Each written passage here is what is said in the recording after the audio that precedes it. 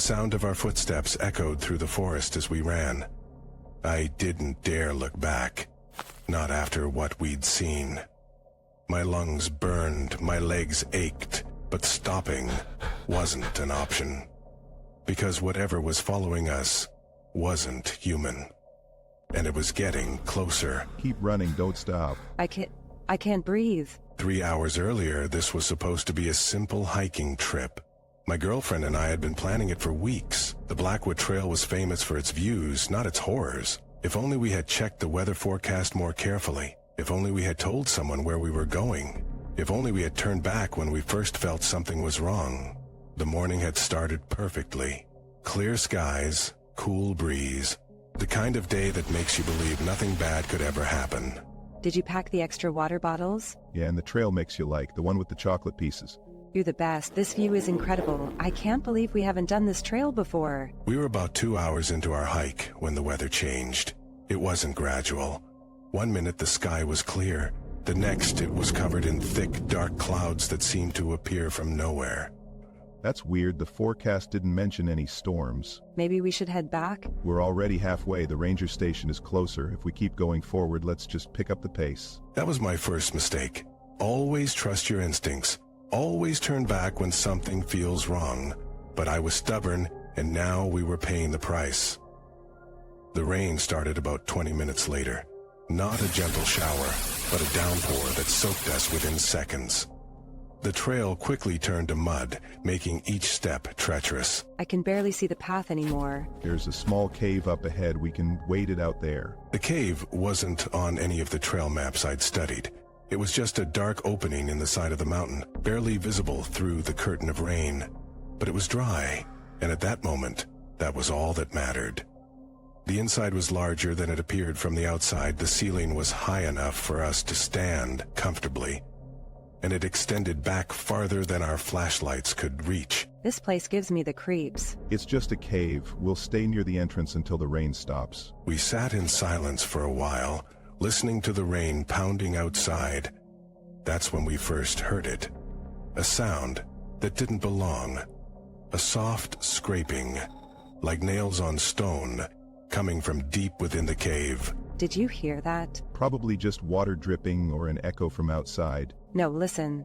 There it is again. I shined my flashlight deeper into the cave, but the beam couldn't penetrate the darkness beyond a certain point. It was as if the light was being swallowed. Hello? Is someone there? My voice echoed, bouncing off the walls and returning to us distorted. But beneath the echo was something else. A response. Not in words, but in a series of clicks and hisses that made the hair on my arms stand up. We need to leave. Now. I didn't argue this time. We gathered our things quickly, not caring that the rain was still coming down in sheets. Anything was better than staying in that cave. As we stepped outside, I noticed something strange. The rain was falling everywhere except in a perfect circle around the cave entrance. As if something was keeping it away. That's impossible. Let's just go. Stay close to me. We moved as fast as we could down the muddy trail, slipping and sliding but never stopping.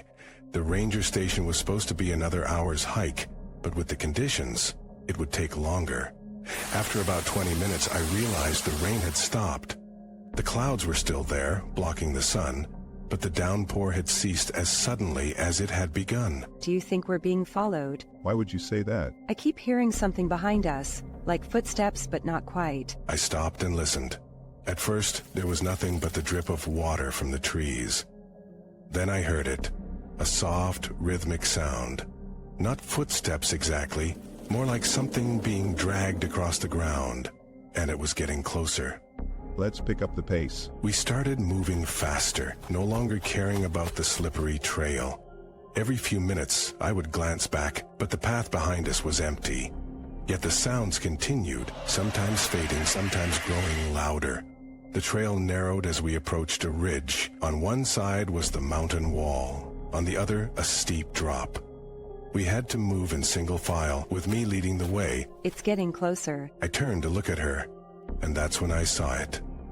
Not directly, but as a reflection in her wide, terrified eyes. A shape moving behind her. tall and thin, with limbs that seemed too long for its body. It was there for just a second before it ducked out of sight. Run. We abandoned all caution and ran. The ridge was dangerous at this speed, but what was behind us was worse, much worse. We rounded a bend and came face to face with a fallen tree blocking the path. It was too big to climb over quickly, and the drop on the other side was too steep to risk. What do we do? I looked around frantically, searching for another way. That's when I spotted a narrow path branching off from the main trail. It wasn't on any of the maps I'd studied, but it seemed to lead in the right direction. This way? The path was barely visible, overgrown with vegetation as if it hadn't been used in years. But it was our only option. As we pushed through the undergrowth, the sounds behind us grew louder, no longer trying to hide its presence. Whatever was following us was now in pursuit. I can see something. Up ahead. Through the trees, I could make out a structure. Not the ranger station we were hoping for, but an old cabin. It looked abandoned, with boarded windows and a sagging roof, but it was shelter. We burst through the door, slamming it shut behind us. The interior was dark and dusty, with furniture covered in sheets and cobwebs hanging from the ceiling. Help me barricade this. We pushed a heavy cabinet in front of the door, then stepped back, breathing hard. For a moment there was silence. Then came a soft tapping on the door. Not a knock, but a rhythmic pattern, like someone, or something, was trying to communicate. What does it want? I don't know, but we're not answering. The tapping stopped, and we heard movement around the cabin. Something was circling, testing the windows, looking for a way in. I moved to one of the boarded windows and peered through a crack. Outside, the forest had grown darker, though it couldn't have been later than mid-afternoon, and there, moving between the trees, was a figure. It moved in a way that wasn't human, with jerky, unnatural motions, and though I couldn't see its face clearly, I knew it was watching me. Is it still out there? Yes, we need to find another way out. We searched the cabin, looking for a back door or another exit.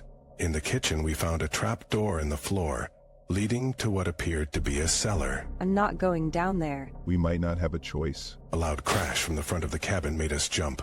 The thing outside was trying to break in. The cellar. I lifted the trap door, revealing a set of steep stairs descending into darkness.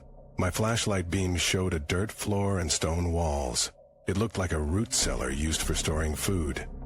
We climbed down, closing the trap door behind us. The cellar was cold and damp, with a musty smell that made it hard to breathe. But there, on the far wall, was another door. Where do you think it leads? Only one way to find out. I approached the door cautiously. It was made of heavy wood, with iron bands across it, not the kind of door you'd expect in a simple root cellar. I pulled it open slowly, revealing a tunnel. A tunnel? Under a cabin in the middle of nowhere? Maybe it was used for storage or as a shelter. Let's see where it goes. The tunnel was narrow, forcing us to walk single file. The walls were rough-hewn stone, and the ceiling was low enough that I had to stoop slightly. Our flashlights created long shadows that seemed to move on their own. We had been walking for about 10 minutes when we heard it. The same clicking and hissing sounds from the cave, echoing through the tunnel behind us. It found the cellar. Keep moving. We picked up our pace, almost running now despite the uneven floor and low ceiling. The tunnel began to slope upward, and I could feel fresher air coming from somewhere ahead. Finally, we reached another door. This one was smaller and looked newer than the one in the cellar. I pushed it open, and we emerged into what appeared to be a small shed. Where are we? I opened the shed door cautiously. Outside was a clearing, and beyond that, more forest. But in the distance, I could see lights. Artificial lights. I think that's the ranger station. We made it. We stepped out of the shed, relief washing over us, but as we started toward the lights, a sound from behind made us freeze. The shed door was slowly opening again. Run. And that's where we are now. Running through the forest. The ranger station in sight, but still too far away. The thing behind us is no longer hiding, no longer stalking. It's chasing us openly, crashing through the undergrowth with inhuman speed.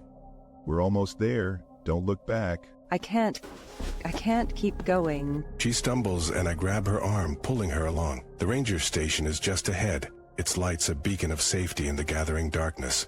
But the sounds behind us are getting closer.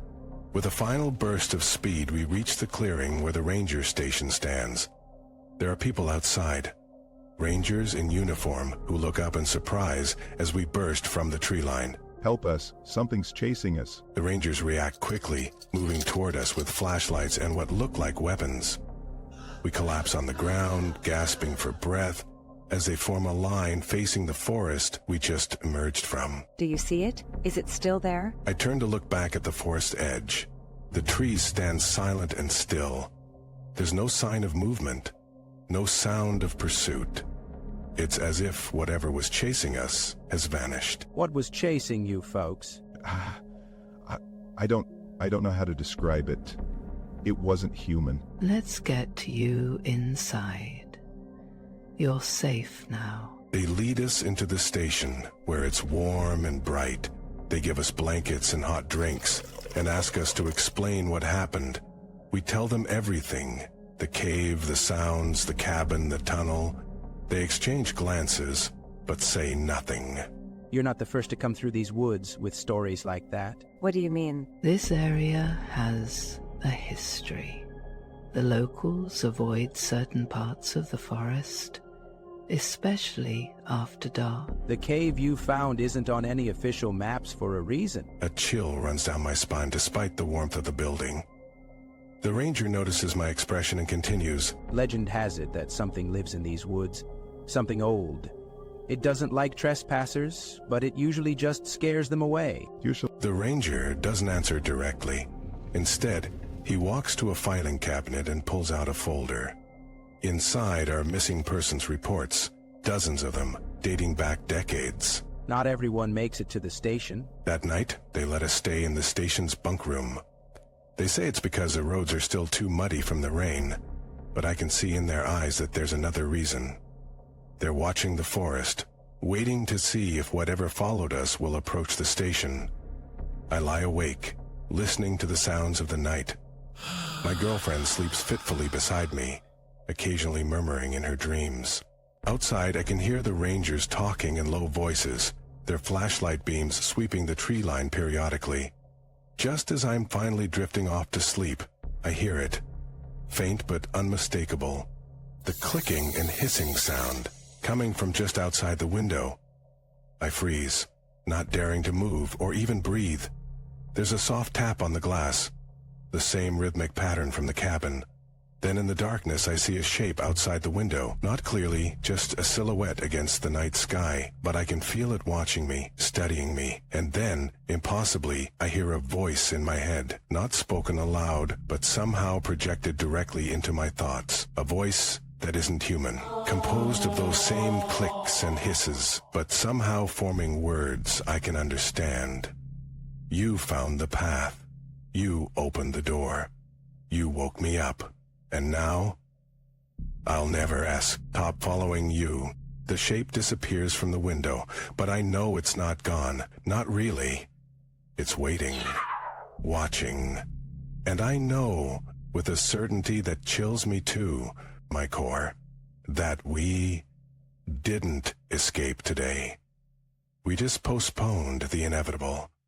Because who or what was behind us in those woods isn't confined to the forest.